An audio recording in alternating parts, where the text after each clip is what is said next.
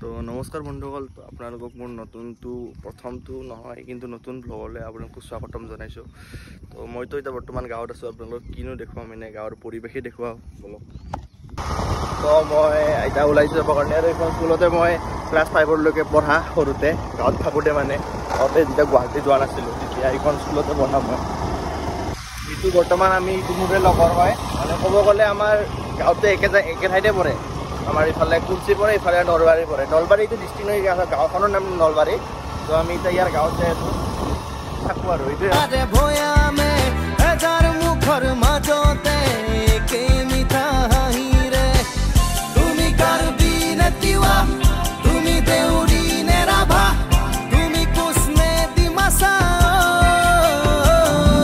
এতিয়া আমি এইটো ৰাস্তাটো পালোঁ। আমিতো সিফালে আহিব লাগে, কিন্তু আমি অলপ ভিতৰতে ঘূৰি আহিলোঁ, কিবা এটা বস্তু এটা দি যাব লাগিছিলে ঘৰত। তো আমি এইটো ৰাস্তাটো দেখা পাইছিলে, সেইটো ৰাস্তাটো এনেকুৱা চিধা যাওঁ। ইফালে চিধা গ'লে আপোনালোকে চান্দুবি হ'ব। চান্দুবি বেছি নহয়, 20 কিলোমিটাৰ 15 কিলোমিটাৰ হ'ব। আৰু আমি এতিয়া ইফালে যাওঁ, ইফালে গ'লে মিৰ্জা পাম। আপোনালোকে গাঁৱত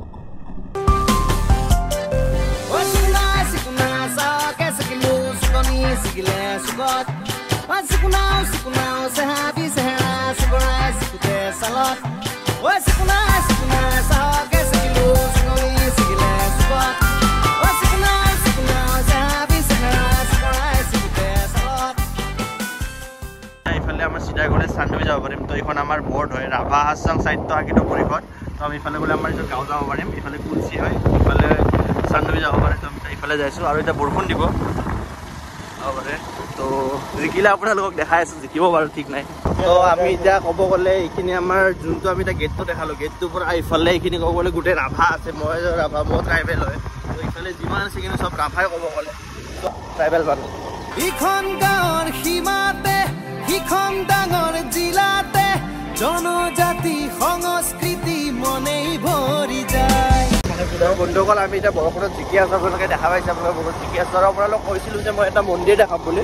যোনটো মন্দিৰৰ কথা কি মই এতিয়া ক'ব নোৱাৰিম, যিহেতু বৰষুণ দিছে। তো মই ইয়াতে লিখি দিম, আপোনালোকে এইখিনি পঢ়ি ল'ব। বহুত জোৰকৈ দিছে বৰষুণটো। আপোনালোকক মন্দিৰটো মই দেখাই আছোঁ লগত।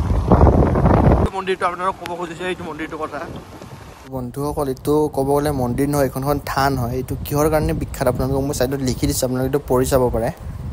এইটো বহুত আগৰে পুৰণি হয়, কিন্তু এইটো ইমান বিখ্যাত হোৱা নাই বৰ্তমান সময়লৈকে।